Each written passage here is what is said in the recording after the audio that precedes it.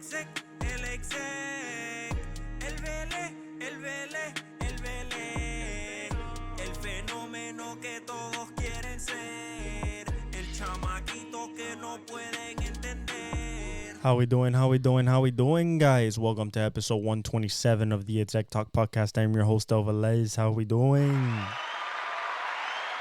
All right, so let's get the big question out of the way. Why am I late? I'm 2 episodes behind, right? Well, I recorded last Thursday's episode. Audio came out bad. Had to take it down. That was 45 minutes. I did it on Monday to put it out on Tuesday. Audio came back bad. It was recorded bad. My computer just decided to go take a shits on itself. It's from 2013, 14-ish. I know she's an old girl, but, she's been working well. I didn't expect it to be, that bad. So after Monday's episode, I was highly upset because it was an hour and, hadn't put out content. And so I gave it 2 days, turned off the computer, did other things and stuff like that. But it's going to be Thursday tomorrow. You guys deserve an episode. So I'm going to encompass everything from last Thursday's episode, Monday's episode, and of course, everything that encompasses this episode into this episode. So hit the like button, subscribe, hit the notification bell, hit the comments, follow me on all my socials if you enjoy. I really work hard on these for you guys. I enjoy it a lot. I do it, I do it because I love it, because I see a future in it as well. But yeah, that's why you guys haven't gotten an episode in almost a week. Other than that, let's get right to it. Let's get cracking. Last week, first thing we got to talk about is F1. An incredible Belgian Grand Prix in Spa. Very controversial at the end, about an hour after the Grand Prix was over. But big takeaways. Charles Leclerc took pole because Max Verstappen got a 10 place grid penalty for changing his engine, his power unit. Okay, so in the past at Spa, they had done this. Red Bull had done this before, and Verstappen had won from 14th, from 14th. He won from 9th one year. So, I thought a little bit, I was like, I was like, maybe he does it again. But considering also McLaren had been on the front foot and been the fastest, been the fastest car over the last, I want to say, about the last 6 races. They've been like the fastest car, maybe the last 4 or 5 races. They've been the most consistent fast car, especially on race day. And that the Mercedes, after collecting 2 wins in the last 3 races, I thought, that maybe Verstappen wasn't going to be as dominant. And that's exactly what happened. So Charles Leclerc gets pole. Sergio Perez, yes, Checo, gets second starting spot. And then you have Lewis third. George Russell had to start a little bit in the back because he got it was rainy Friday practice.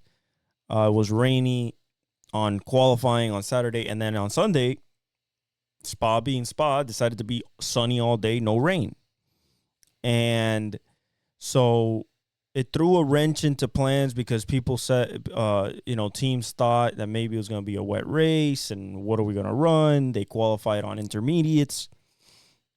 So nobody knew what the soft was gonna do, what the medium was gonna do, what the hard was gonna do, but they had an idea that the hard was gonna be a good tire.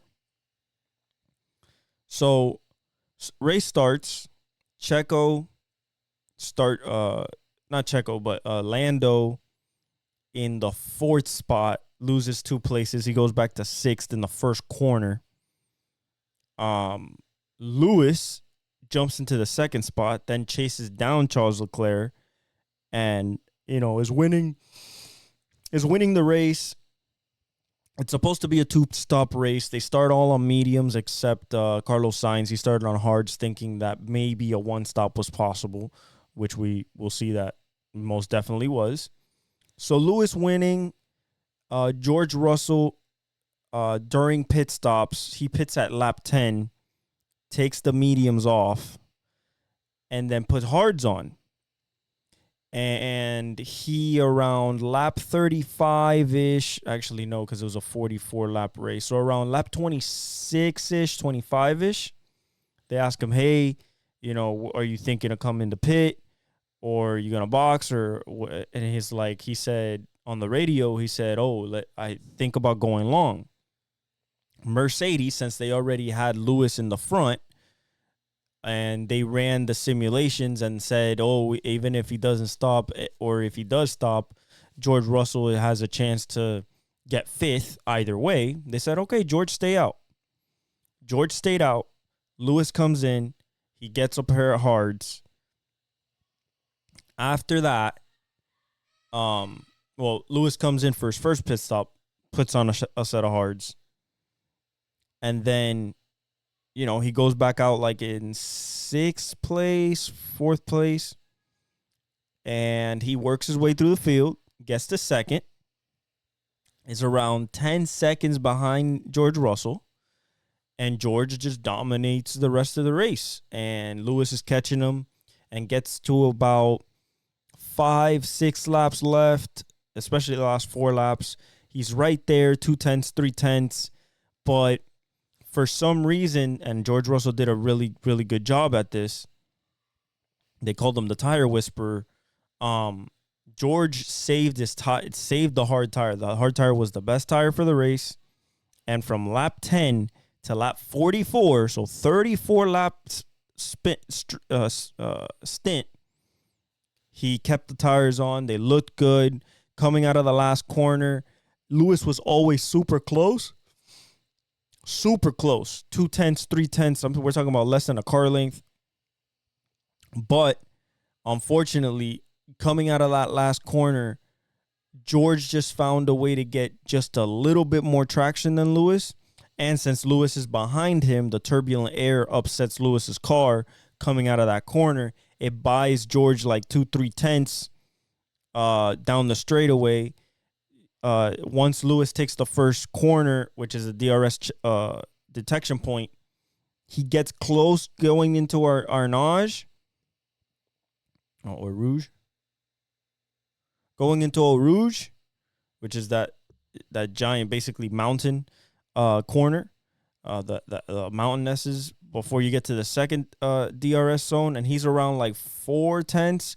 When they go through Eau Rouge, it goes back to 5 tenths, and then once it's 5 tenths, even with the DRS, he just can't catch up enough to try to pass him into turn 4. And then the lap is just so long, and those are the only 2 passing zones in the track. So George ends up winning by 5 tenths of a second. And Oscar Piastri was catching him. Like, we're talking about 8 tenths a second a lap catching him. He ran down, I believe he ran down like a 7-second lead to Lewis, about 8 or 9 second lead to George Russell. And he closed it down. He started closing it down when it was like a 5.5 seconds, and he started closing down 8 tenths a lap, and the laps are coming down. So when at the finish, you get George, Lewis, Oscar Piastri, Carlos Sainz 4th, Fifth, you get Verstappen. And then sixth, you get Norris. Seventh, you get Leclerc, I believe. And then eighth, you get Checo. So Checo goes from second all the way to eighth. They're still keeping him over the summer break. We've arrived at the summer break. We're going to get into some news. But so the big thing that came out of this race was George wins on a strategy call. Lewis seems upset when he gets out of the car. Even when he gets to second, he was dominating the race. You know, he deserved the win. I don't know if he felt like the team undercut him or, you know, George had a great strategy call and it worked.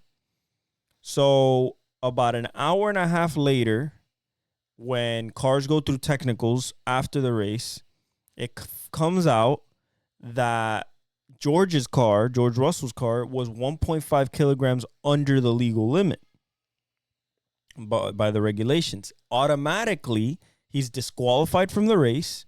Lewis gets promoted to winner, and then everybody moves up a spot. So Oscar's second. You get Sainz with a podium in third, and then Lewis gets his 105th victory. Mercedes came out, Toto Wolff came out, said it was an honest mistake by the team. We're going to look at the data and what happened. People say there's speculation that maybe because he went on the one stop, that he basically just ran the tires out of that 1.5 kilograms. Could be something they left out of the car by accident. Some people are saying that since Spa doesn't have a cool down lap, he can't. Those 1.5 kilograms could be picked up again when they do the parade lap after they win, which they get into the marbles and it sticks to the tires because they're still hot, and that could add the weight back. So all that, George, of course, extremely disappointed. But Mercedes is encouraged. Going into the summer break, they got 3 wins in the last 4 races. They asked Lewis if he's going to fight for the championship if there's a chance. He said no. They're far away back, but definitely can fight for maybe the constructors, but they have to really start putting away wins and really top 3s and top 2s basically. So what comes out going into the summer break? Well, into the summer break, we get a couple of things. Driver lineups for 2025 has started to take shape. Okay? They've started to take shape, and starting with Carlos Sainz, Alex Albon is going to race with Williams. He signed through multiple years. Let's see here. Trying to find it here where it starts. Okay, right. Here we go. Esteban Ocon, signs a multi-year deal with Haas. So he's gonna be the teammate of Kevin Magnussen because Nico Hülkenberg signed a deal with Audi for next year, a multi-year deal with Audi. We still don't know what his partner is going to be. We don't know if they're going to bump up somebody from F2 or they're going to go after somebody that's already has a seat. We'll see about that. But Esteban Ocon and Kevin Magnussen and Haas with a team that's kind of moving up the chart and getting better every race weekend and starting to log in points and stuff like that. That's a good signing for them. The other one was Carlos Sainz to Williams, which was very surprising. So him and Alex Albon create a team. I believe for me, if I were to say what do I think of that move? What I think of that move is that I guess Williams feels, and so does Carlos. I mean, it's a legendary brand. I mean, to race for the W that has won championships and with Nelson Piquet Jr. and KK Rosberg, you have Damian Hill, So you have like it's a legendary outfit in Formula One. But at the same time, in saying that, they haven't been good for a long time. They've been in the back for a long time. They found some pace now. But I don't know. I think they're betting on 2026 when the regulations change, when it's a completely different car, and everybody starts from zero. I think that's why possibly Sainz, and that Lewis Hamilton's trying to buy the team. I think that's why Sainz went to Williams. Other than that, Red Bull actually released today that they're sticking with Checo. They're not going to put Ricardo in the car for the rest of the season. They're sticking with Checo. Interesting. But what I can see is that, Checo does everything for the team. He doesn't have the pace of Verstappen, so he can't challenge him.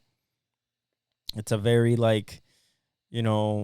he can try, but, as long as Verstappen is like, we're doing everything for Verstappen to win another championship and the Constructors, I think that they're going to stick with Checo. I don't know after this year, but for the rest of the season, Checo's in the car. Another thing is, I think that Red Bull is not going to win the Constructors' Championship. The Drivers' Championship is different. He has Verstappen still has like a two or three race lead, around 80-something points. But for the Constructors, I believe that McLaren Mercedes is a little behind. I think McLaren has the ability and will win the Constructors title this year, as well as I think they're going to have a problem on their hands because Oscar Piastri is definitely showing pace, and not just raw pace, but like really good strategy, really good driving, just great talent, and showing up like, yo, Norris, like if you don't want it, I'm gonna take it type shit when it comes to like number one driver and stuff like that. All right, so that's Formula One. Hell of a Belgian Grand Prix. Shout out to Lewis. 105th victory, his second victory in 3 races. Very excited for him to, keep winning. People are saying that he might regret going to Ferrari. I don't think so, especially if Adrian Newey goes over there and the 2026 regulations would change. It's all going to be in play, but I don't think that Lewis will regret going to Ferrari, and it's still the premiership team in Formula One history. Okay. Moving on to what has happened from last week to this week in sports as in general. I've bookmarked a lot of stuff. So we're going to get right to it, starting with the first thing that is from it. Okay. Cortland Sutton, probably the number one receiver for Bo Nix at the Broncos. He got they restructured his contract, which is going to pay him around $15.2 million this year, including a $1.5 million in new incentives. Try to somehow, some way keep him. He's a big piece. He's one of the big pieces in the offense, especially with a new rookie quarterback. So keep him happy. I think he's going to have a big year this year, especially if Bo Nix is as good as advertised in the Sean Payton system. Russell Wilson hurts his calf. He woke up with a calf issue out of nowhere before training camp. So Justin Fields takes the first team reps. And they're saying, oh, Justin, when it comes to outside throws one-on-one, he's great. He's great with the run and everything. He's special. But the same problem he had in Chicago. Cannot make the right reads in the intermediate and middle of the field. Cannot read coverages, is still making mistakes, throwing down the middle and getting picked off. So still think that Russell Wilson has a good grip on the starting job. He started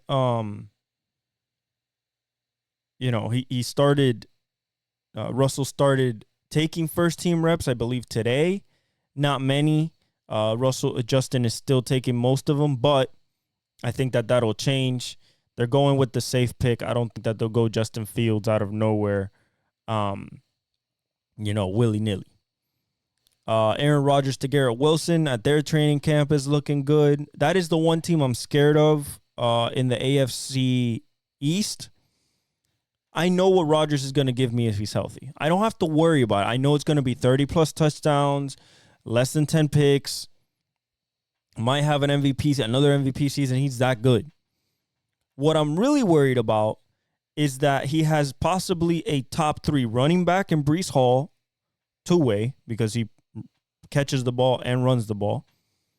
And he probably has most likely has a top 10 to top 5 receiver in Garrett Wilson. That's what I'm worried about. What I'm not worried about is that it's the Jets.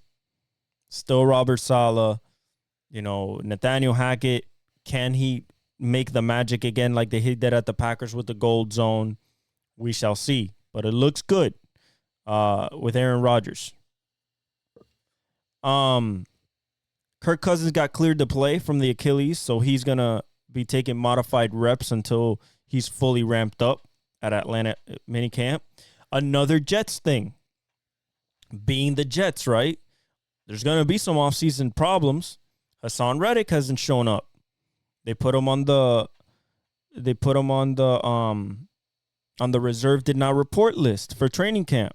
He's fined $50,000 every day he misses. And they're not forgivable because he's on a veteran contract. That's why you trade Bryce Huff. You trade Bryce Huff to a guy that you're not going to pay, and you were going to put next to Jermaine Johnson, and have a deadly pass rush, and he hasn't even shown up to training camp. The Jets are going to Jets. That's what I mean. The Titans signed former Broncos linebacker Shane Ray, former Mizzou Tiger. So that's good depth for the linebacking core. The Rams, Darion Kendrick tore his ACL. Their starting corner. He tore his ACL in training camp. He's out for the season, unfortunately. So that's a big blow for the Ravens defense. Jordan Addison found himself in a dark place after being arrested for the last suspicion of driving under the influence in his first public comments after the incident. Just play ball, bro. You have JJ McCarthy, you have Sam Darnold, you have a runway after last year to really shine. I think that you should just focus. The Vikings, Mekhi Blackman, top candidate for the nickel job, for the starting job. He tore his ACL. Excuse me. That's a big blow for that Vikings defense as well. Lamar, starting of training camp, was sick, missed a couple days, came back, left again. Now he's fully well and fully healthy at training camp, but he got sick there at the beginning couple of days. The Bengals worked out Hakeem Butler last week, who led all receivers and all players in the UFL last year. This past year, it was 652 receiving yards. He was also the Offensive Player of the Year in the UFL, and he got a workout with the Bengals. So maybe trying to add some depth there after Tyler Boyd left. Julian Love, the safety / defensive back for the Seahawks, they gave him a 3-year, $36 million extension. Drew Rosenhaus and Jason Rosenhaus was his agent, so you know how they do with deals. They're really good at it. That's good. It shores up that a potential all-pro next season. Definitely a Pro Bowler. Really good safety, young. They got him from the Giants last year. So that's good that they they extend him and they ensure his future there in the Seahawks for years to come. CeeDee Lamb is a holdout because he wants a new contract, seeing that everybody's gotten a new contract, everybody with JJ. We're going to talk about DJ Moore. He just received a giant contract. Amon-Ra, got a giant contract. Jamar still waiting. Jamar Chase. But CeeDee's waiting. CeeDee's the number one receiver. He feels that way. I agree with him. And, the Cowboys are in a tough spot. They have to pay Dak. They have to decide whether to pay Dak or not. And they also need to pay CD, and they need, they need to pay Micah Parsons. So it's going to be very tough for the Cowboys. I don't see this season being that good for them.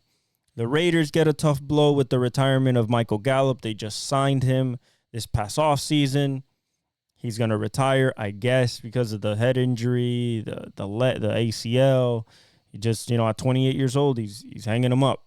Good Colorado State receiver, good deep threat. Had a really good couple years in the Cowboys. Had that breakout year of 1,000 yards. Thought that he was really going to be a piece, and then he tore his ACL, and he wasn't the same last year when he came back, and now he's retired. So the Raiders, sorry guys. Yannick Ngakoue visited the Carolina Panthers. They did lose Brian Burns to the Giants, so they need to fill a hole for the end and a pass rusher. So we'll see what happens there. Emmanuel Ogbah, we signed him. We worked out both of them, and we just signed Emmanuel Ogbah back to the team, basically. Jaden Reed, the wide receiver for the Packers, passed his physical. That's good. Jalen Guyton and Colton Miller are on the PUP list for the Raiders. Unfortunately, holding out as well as Trent Williams. He wants to get his contract adjusted. Best left tackle in the game. They have to pay Brandon Ayuk, but they have to pay Trent Williams first. I think that this will get done before the season starts. But it's very important to get this done because that is literally, I would say, the third best player in that team behind CMC and Nick Bosa. And they're interchangeable, honestly. So the 49ers have a little pickle there. Devin Tompkins, former Buccaneers wide receiver, signed with the Panthers. Just a little bit more depth. He worked with Dave Canales over there at the Panthers, so it's a nice connection there. The Miami Heat signed Summer League Finals MVP Josh Christopher, the former Houston Rocket, the former highly touted high schooler. We'll see if the Heat culture can mold him into something. That would be very nice for the team, considering we didn't do nothing this offseason. Greg Newsome underwent hamstring surgery last week, and Dalvin Tomlinson will go under knee scope. I think he already did. The team is hopeful that they get him back for week 1. Big parts of that defense. Killian Hayes, this is how the Nets don't know what they're doing. This is honestly a laughable move. Killian Hayes has agreed to a 1-year deal with the Nets and will have a chance to compete for a roster spot. I think their best player is going to be Cam Thomas and Cameron Johnson, to be honest. I don't see anybody else, if I'm being honest. I think the Nets are going to be bottom 3 in the NBA next season. Darion Kendrick did tear his ACL. They confirmed it. Michael Badgley, the kicker for the Lions, he apparently severe injury in his leg. That usually, when they say severe, it's usually not even a tear. They would tell you a tear. It's probably a break, so a broken leg of some kind or a fracture. So they got the UFL kicker, the 2024 UFL kicker, Jake Bates, that kicked 3 60-yard plus field goals in the UFL this past season in Ford Field, which is where Detroit plays. So, if we getting into baseball a little bit, the Mariners acquired Randy Arozarena, so he left, Tampa Bay, lost essentially their star. the Mariners need pop. No Julio right now, no JP. They need pop. When those two come back, then it'll be a very powerful, um, a very powerful lineup with Randy in it. I think is a good ad, especially if you want to make the push for the playoffs. Chargers J.K. Domas believe he has a special season coming. I hope so. He's got hurt the last 2 years. He's been, ready to go, ready to roll. I think for Jim Harbaugh is going to be important to have J.K. Dobbins, healthy. Jabril Peppers got a 3-year contract extension from the Patriots worth $24 million and upside to $30 million. I've been watching Jabril Peppers since he was at Michigan. He's electric. He can return. He can pick off. He can hit. And he really is a leader in that defense. I think he's going to be more of a leader in that defense for Gerard Mayo this year. So it's good that they paid him and, have him for the future.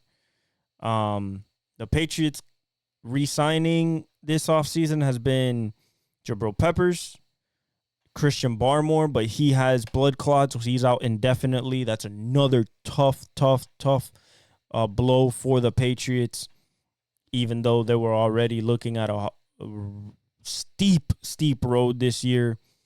So Christian Barmore got 4 years, $84 million, but now is out with blood clots indefinitely. Ramondre Stevenson, running back, got 4 years, $36 million. Kyle Duggar, the safety, got 4 years, $58 million. And Michael Wenu, the offensive tackle, he got 3 years, $57 million. Hunter Henry got 3 years, $27 million. So they paid the tight end again. They paid wide receiver Kendrick Bourne 3 years, $19.5 million.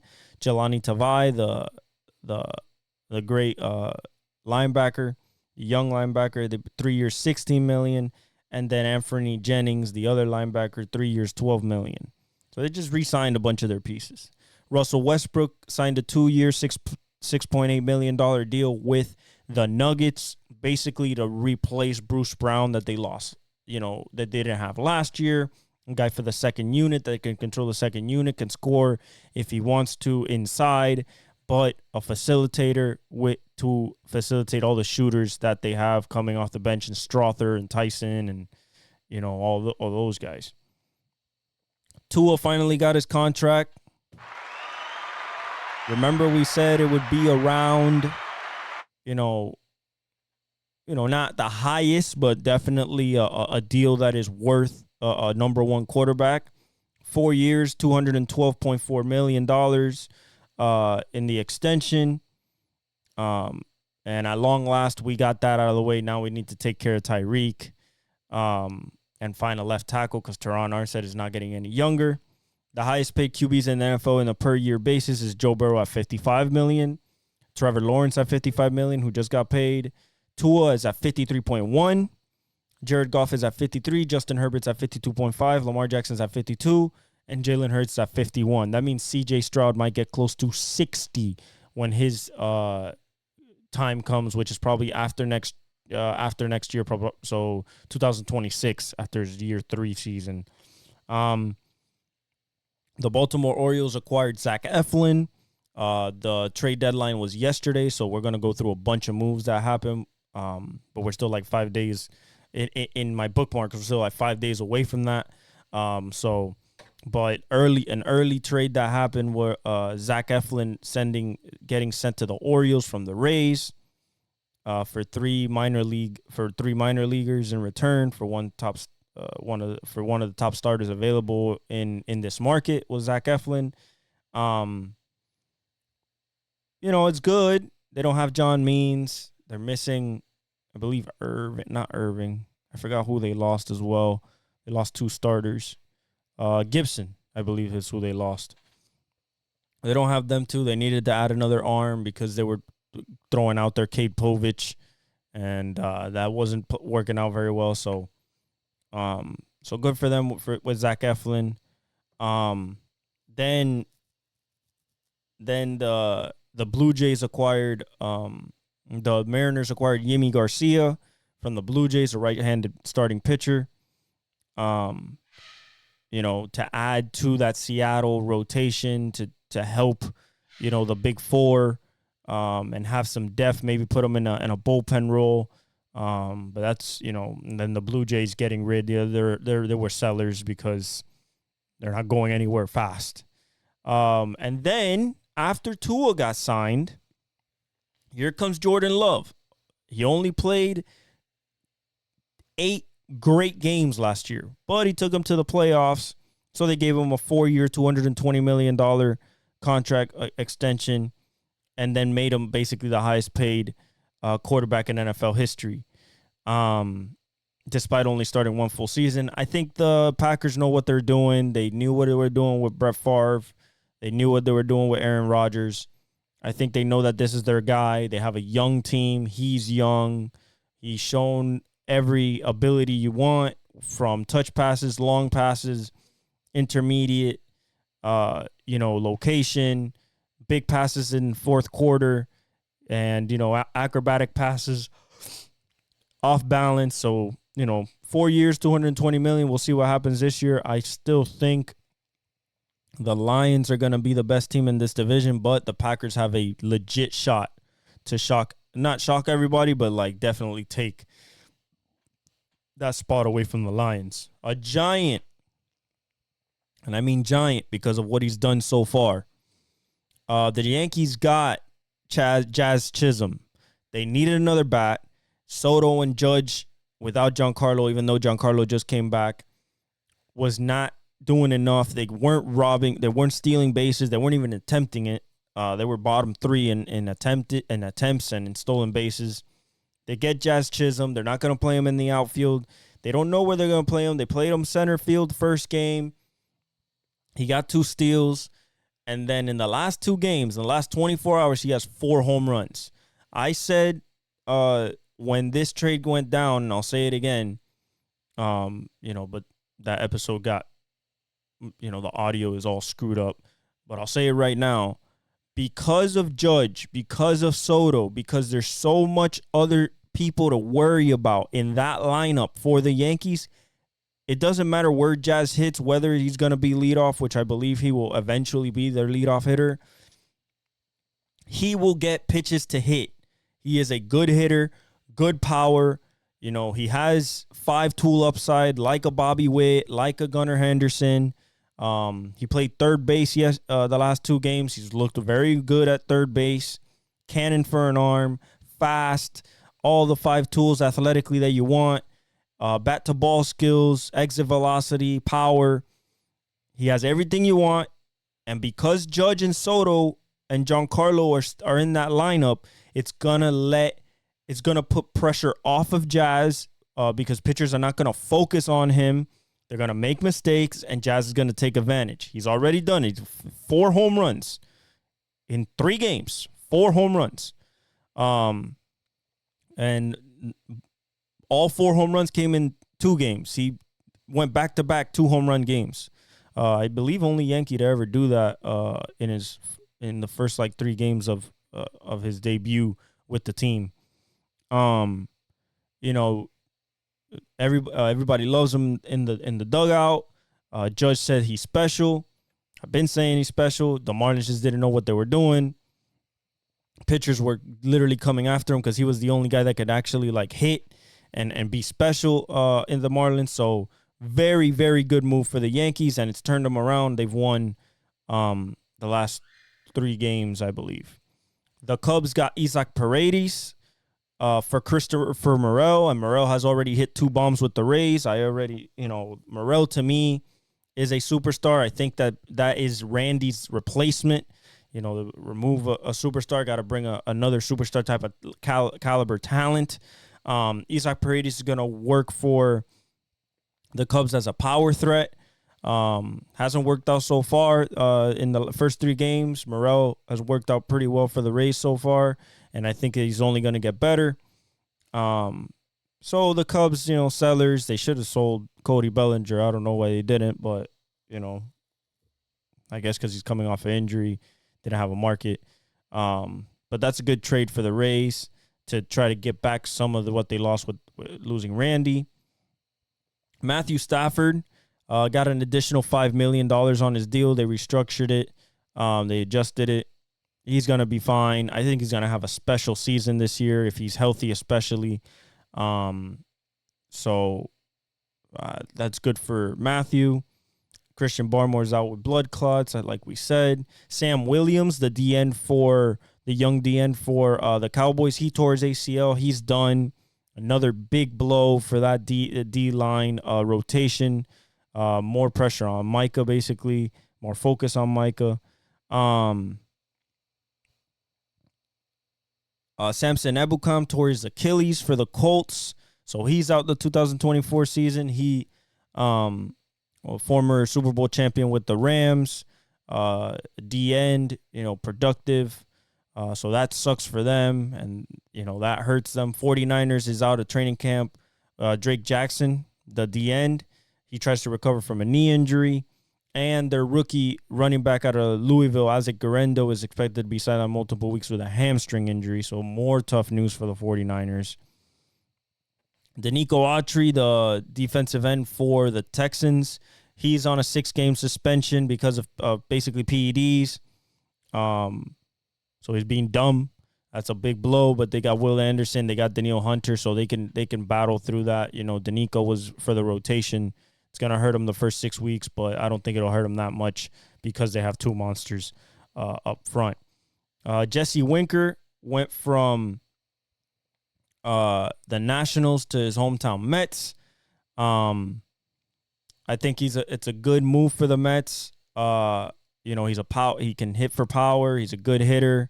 The Nationals weren't doing much.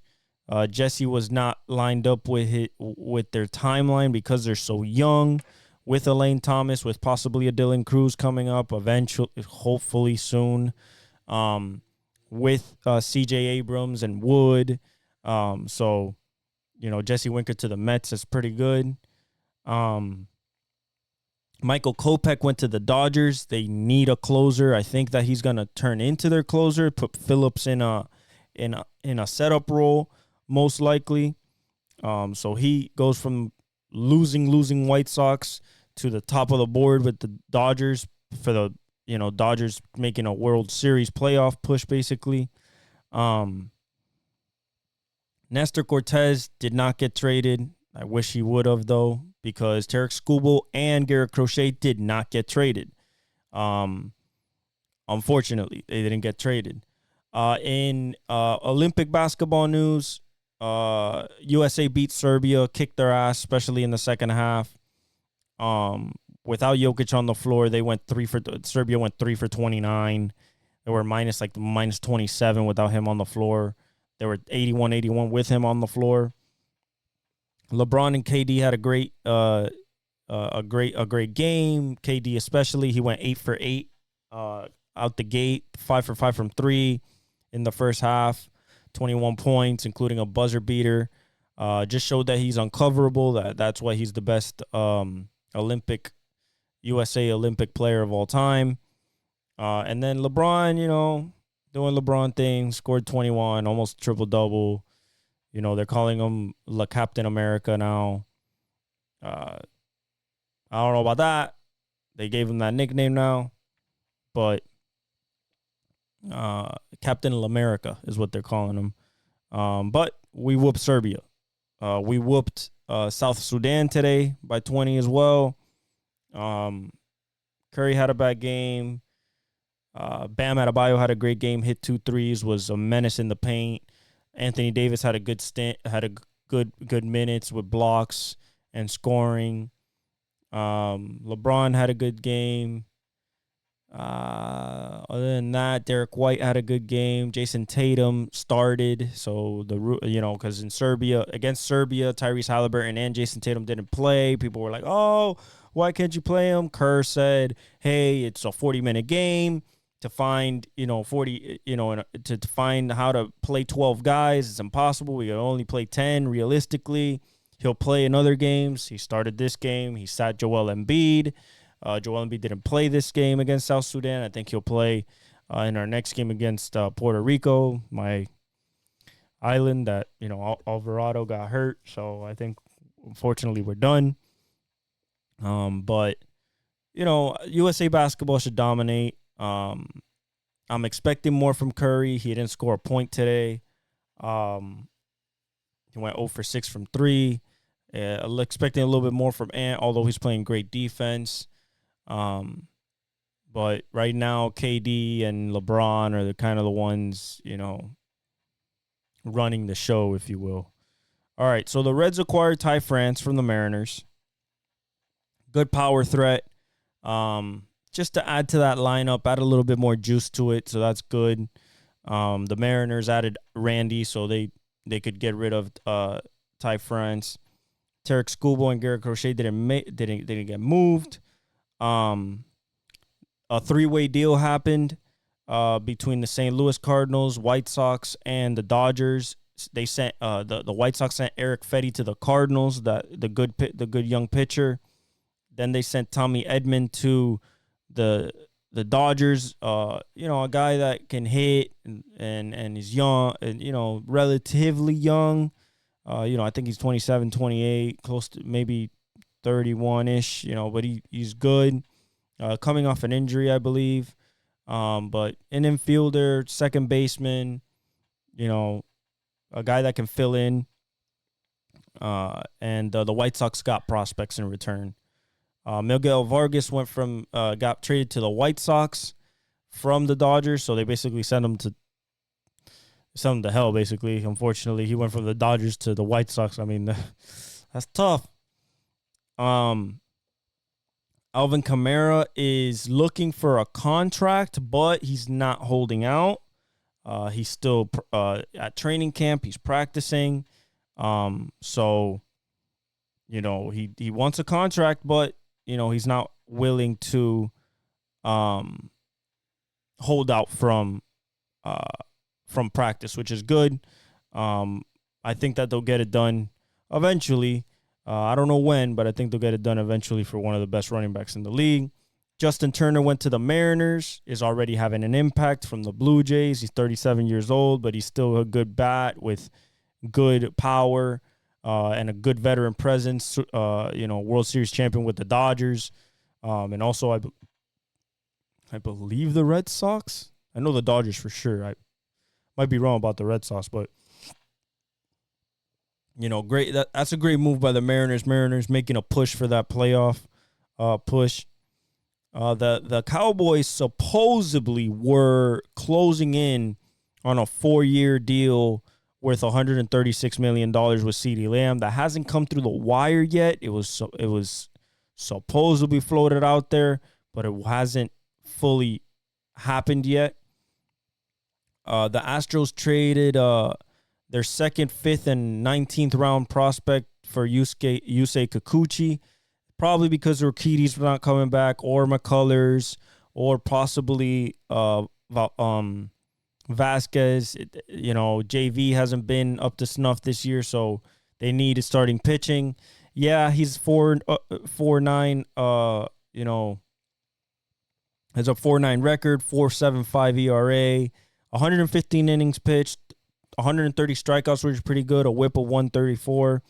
I think that possibly because the Blue Jays weren't offensively, keeping them in games, that's why you see the win-loss record like that. I think with the Astros, he'll do better.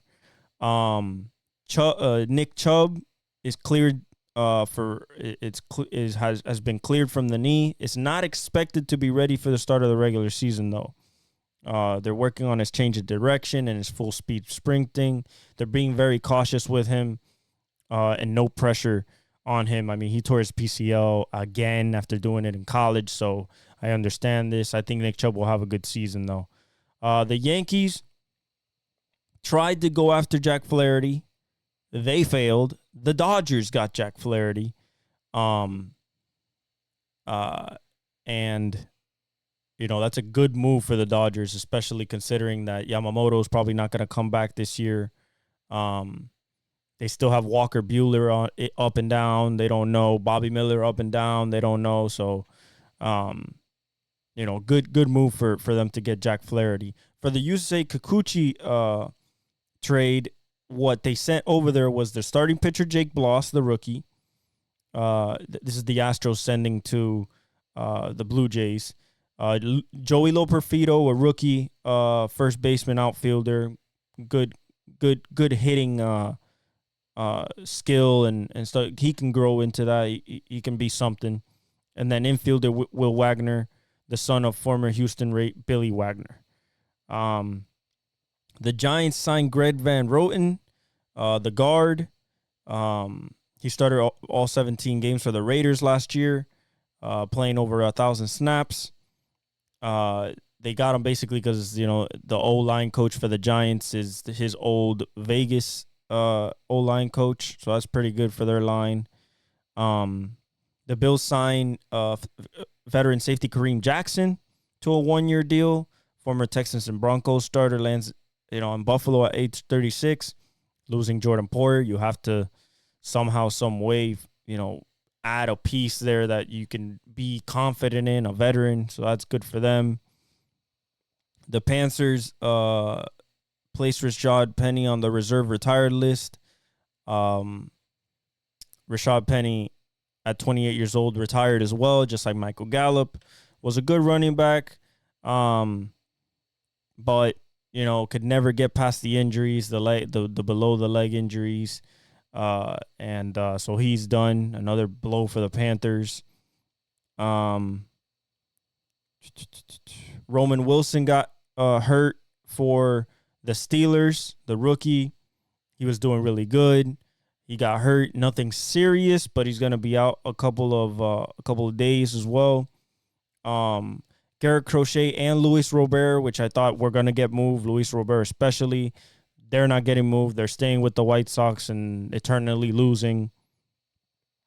From the NBA, the Portland Trailblazers are expected to move at least Jeremy Grant or Anthony Simons. If they move Anthony Simons, it's going to be Scoot and Shaden Sharp's team. If they move Jeremy Grant, then it'll be Anthony Simons, Scoot Henderson, and Shaden Sharp's team.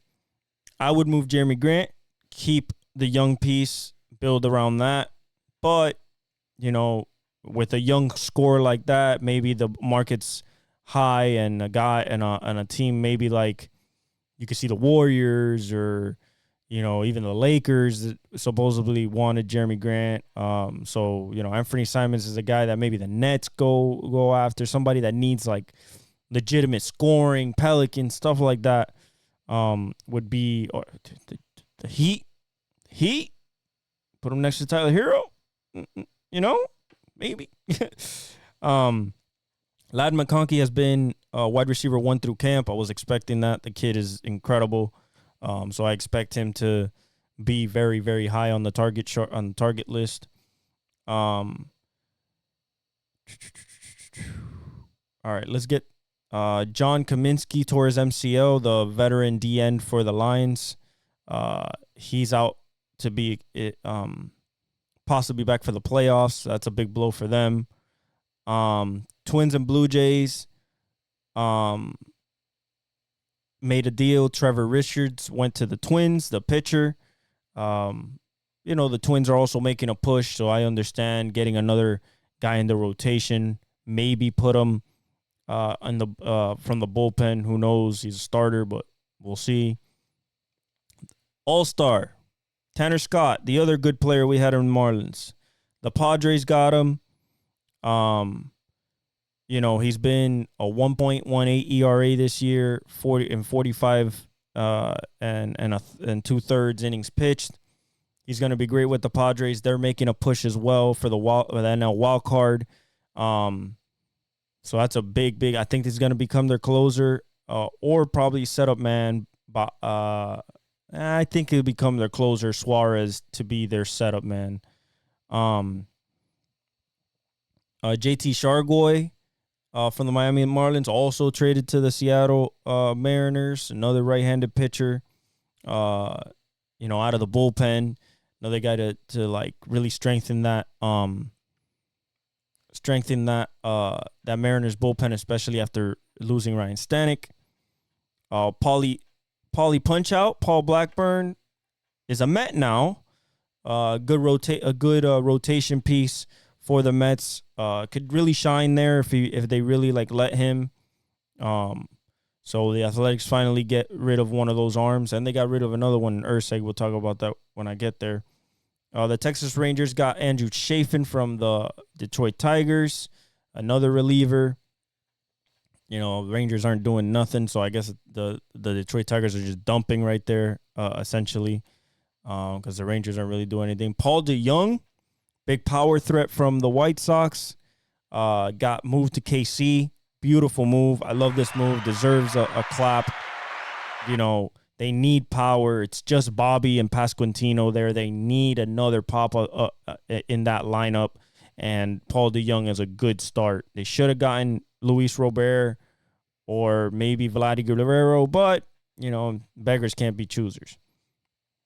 Even though he's been hurt all season, Alex Cobb got traded to the Guardians from the San Francisco Giants. That's a good rotation piece, and if he's fully healthy, he could be a top of the line starter for the Guardians, alongside Trevor Williams and Gavin Williams and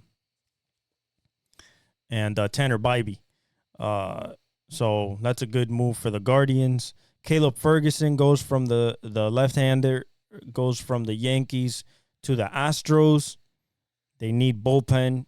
I believe he's a bullpen piece. If not, he's a starter. The Astros need it anyway because of McCullers, because of Urquidy, because of JV.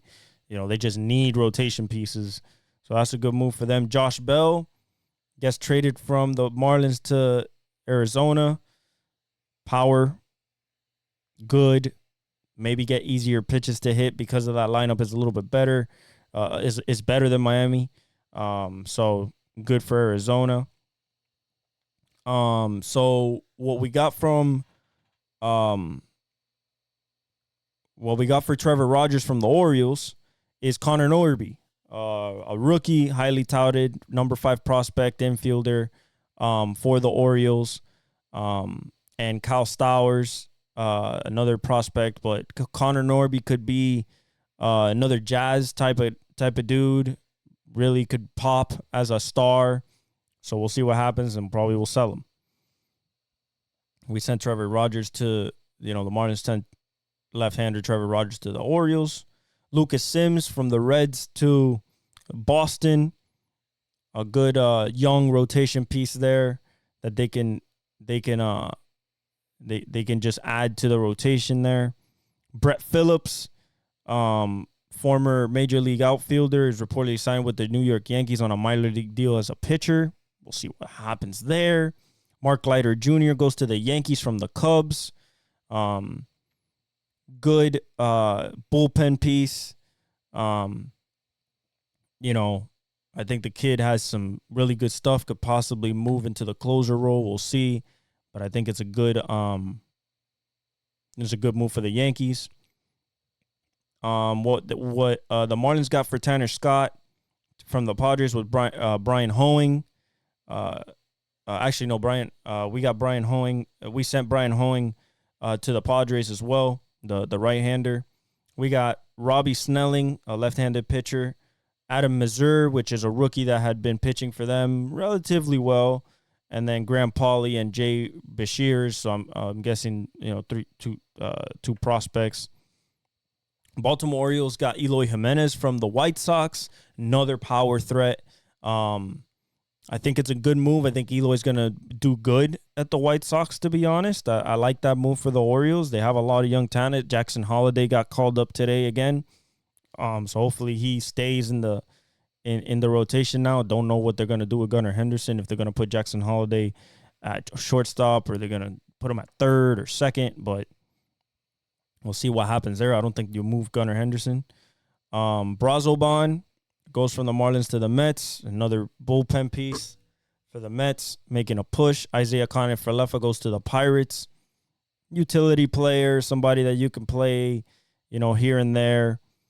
He's batting .292 in 82 games this season, so we'll see.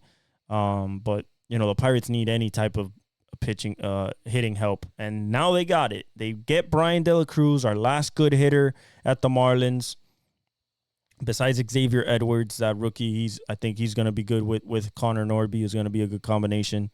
with the Marlins. But the Marlins trade Brian De La Cruz to Pittsburgh.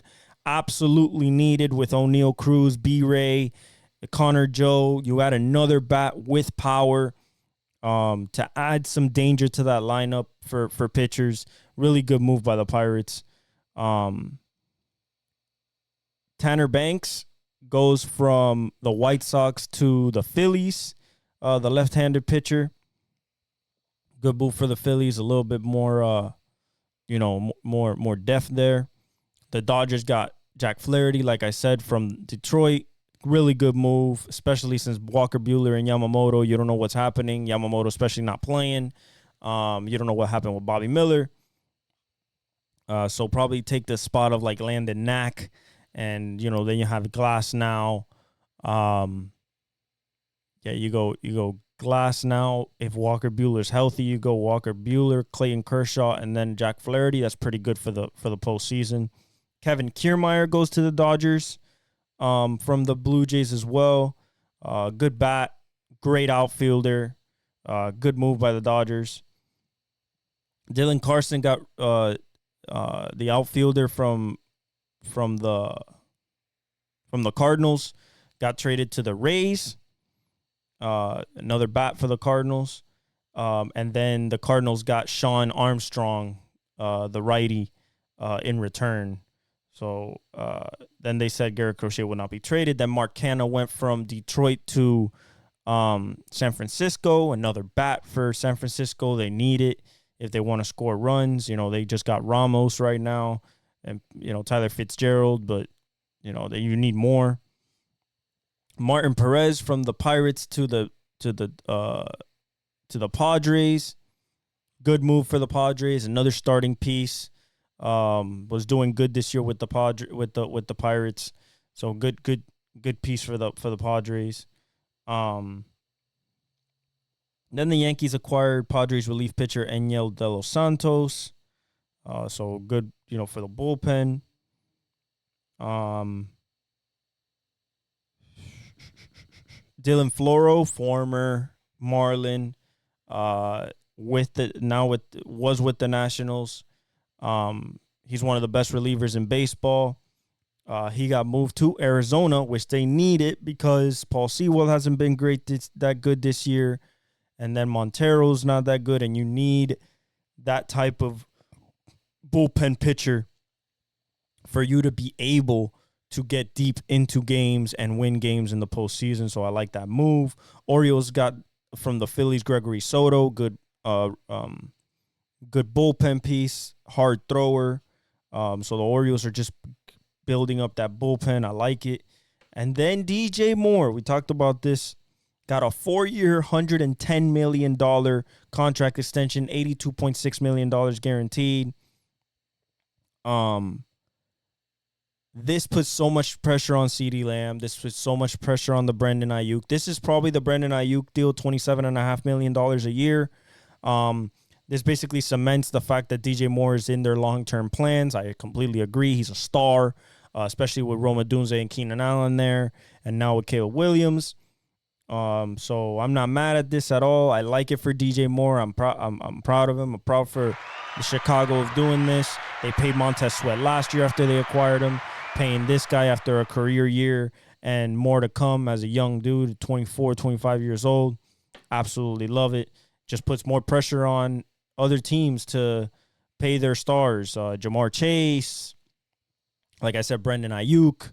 They gotta start paying. Let's see. Wilfredo Marlins got a minor league called Wilfredo Lara from the Mets in exchange for Brazoban. So we'll see if he plays anytime soon. Roman Wilson sprained his ankle, so he'll be out a couple of practices, but he'll be ready for the start of the season. When we get to the highest paid wide receivers now, it goes Justin Jefferson at $35 million. You go A.J. Brown at $32. Amon-Ra St. Brown at $30.02. Tyreek at $30. Jalen Waddle at $28.25. Devontae Adams at $28. DJ Moore at $27.5. Cooper Kupp at 26.7, Devontae Smith at 25 million, and Nico Collins at 24.25 million. If I were to put Brandon Ayuk in this bunch, it would be around the DJ Moore 27.5, $28 million range. We'll see what 49ers want to give him. Jackson Holiday got called up. Thank God. Hopefully he can stay there and, fulfill the number one prospect in baseball. He still was the number one prospect of this baseball, so hopefully he can finally get the stride and start, like a Gunnar Henderson and start really hitting his stride. Don't know where they're going to play him because Gunnar Henderson's at short, maybe at second, maybe at third. Who knows? And then finally, for my bookmarks, the Dolphins have signed Willie Snead, the fourth. Played with the Saints, played with the Texans. Good hands, veteran.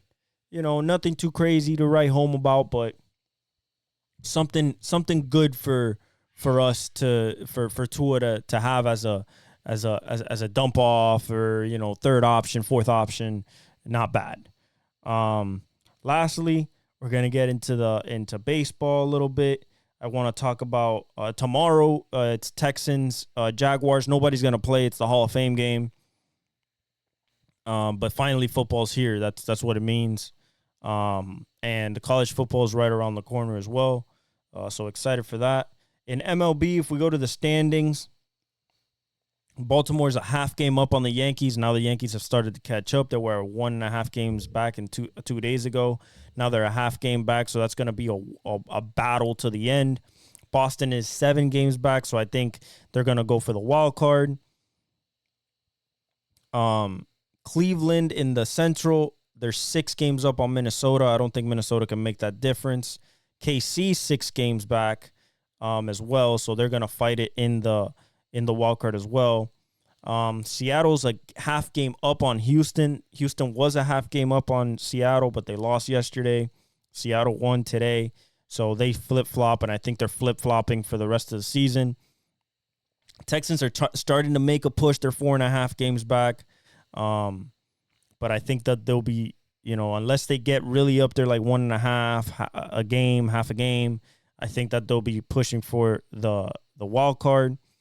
Phillies in the National League are 6.5 games up on the Braves. I don't think that changes. I think the Braves are going for the wild card.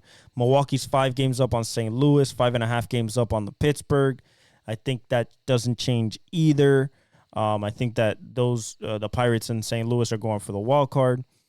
And then the Dodgers are 5.5 games up on Arizona, 5.5 games up on the Padres. It could get closer, but I believe that Arizona and the Padres are also going to be fighting for the wild card. If we go to the wild card, we have the Yankees 4.5 games up.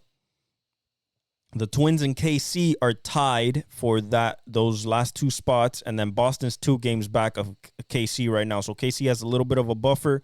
Houston's 4 games back. Tampa Bay's 4.5. Once you get to Texas, it's 8. So that's a little iffy. I don't think that'll happen.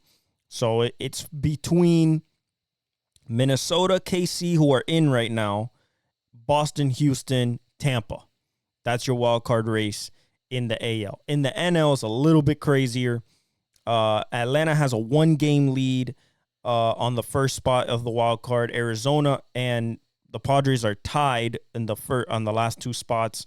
Then you have the Mets a half game back. Then you have St. Louis a game and a half back. The Pirates are 2 games back.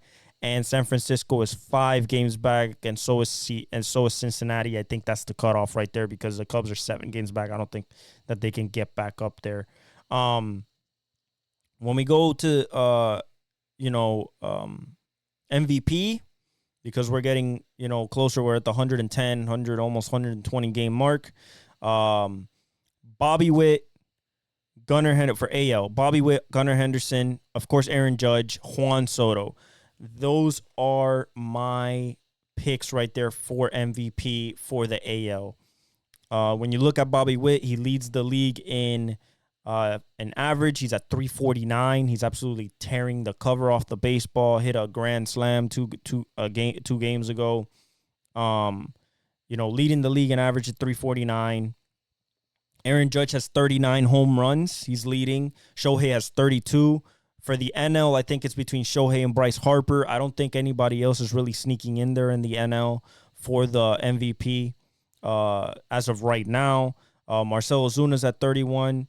Anthony Santander's at 31. Gunnar Henderson hasn't hit one in about, I think, 6 games. He's at 28. Vladdy climbed up his average all the way to 311. He's tied for 4th. Shohei's at 311. He's tied for 4th. Aaron Judge is at 316. He's 3rd in the league.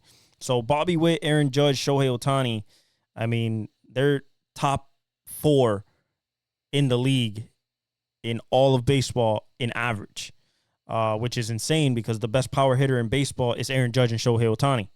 So for them to be at over a 300 average is absolutely incredible. RBIs, Aaron Judge has 99. Jose Ramirez, J-Ram, he has 87. Marcell Ozuna has 84. Juan Soto has 77. Brent Rooker has 77. Shohei is at 76 and Bobby's at 76. So they're all right there. I mean, we're splitting hairs at this point.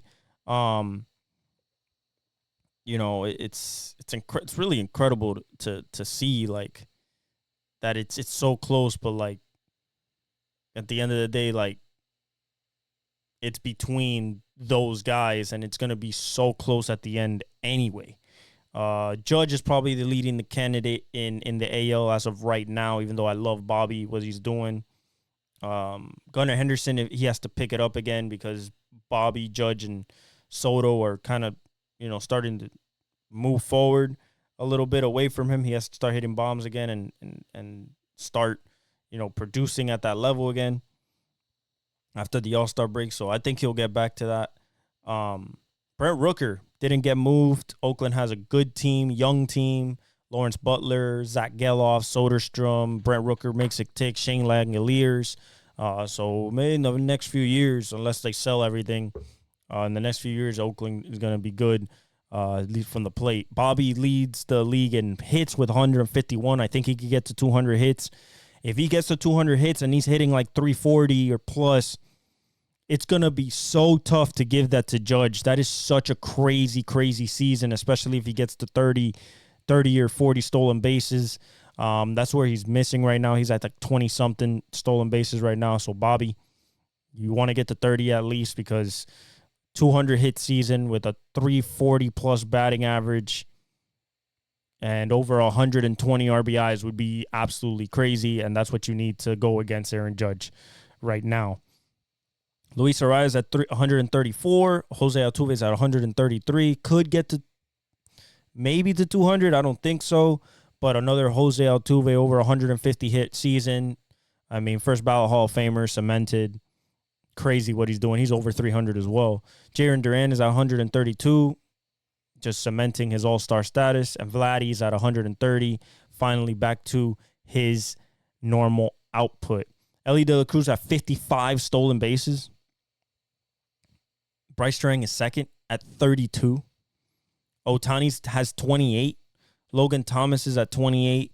Jose Caballero's at 28. Bobby is at 24. So you got to pick it up in these last few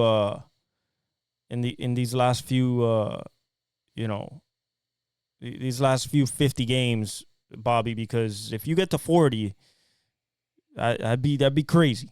That'd be nuts. When you look at pitching, the Cy Young in the NL is between Chris Sale and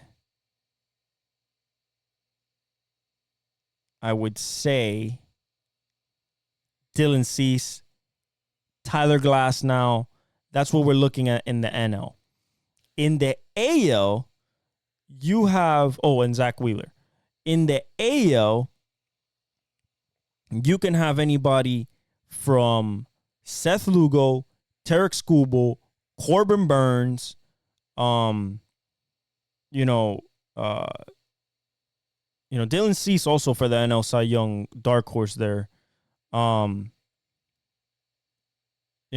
Gilbert possibly, but for my thing, I think it's going to be Tarek Skubal and Chris Sale for the Cy Young. Tarek Skubal is incredible. He's 12 wins, one behind the lead. Chris Sale has the lead. Grayson Rodriguez had a good season too. He's at 13 wins as well. Seth Lugo for KC, he has 12 wins. Corbin Burns is at 11 wins. ERA, Tarek Skubal's at 2.35, leading the league. Corbin Burns at 2.47. He's the reigning Cy Young champ. Seth Lugo's at 2.66. Chris Sale's at 2.71. Tanner Houck is at 2.79. So, Tarek Skubal wins the ERA crown there. Then you go to saves. You got Class A with 33, Helsley with 33, Cal Finnegan with 28, Craig Kimbrell, the legend, with 23, Robert Suarez with 23. You go to strikeouts. Dylan Cease got a no-hitter last week on 114 pitches. Second no-hitter of the year after Ronel Blancos for the Astros earlier in May, I believe.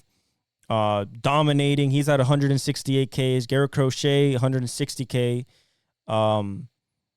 Chris Sale is at 155 K. Tyler Grasnow is at 155 Ks. And Tarek Skubal's at 154 K. So there's my two picks right there. Tarek Skubal and Chris Sale right in the top 5. 154, 155. Dylan Cease slider is going nuts this year in the Padres. And then in quality starts, you got Corbin Burns with 18, Logan Gilbert with 17, Seth Lugo with 16, Tarek Skubal with 16, and Zach Wheeler with 15. So for me, I think it's going to be Tarek Skubal and Chris Sale as of right now. And then MVP, it's between right now. If I had to pick, I would pick Judge, but only slightly over Bobby Witt right now. Bobby can get there, but he has to really keep this up because Judge is going to hit 50-plus home runs. And then in the NL, I think it's Shohei Ohtani as the first time as DH. The guy is absolutely incredible, and he's not even pitching. He's pitching next year. Other than that, thank you very much. Thank you for being patient. I'm going to upload this so it comes out tomorrow at the regularly scheduled time at 9 a.m. I love you guys. Like, subscribe, hit the notification bell. Keep supporting. Follow me on all my socials. I'm working on clips. That's another thing my computer just doesn't want to do right now. But I love you guys, and I leave you with the outro.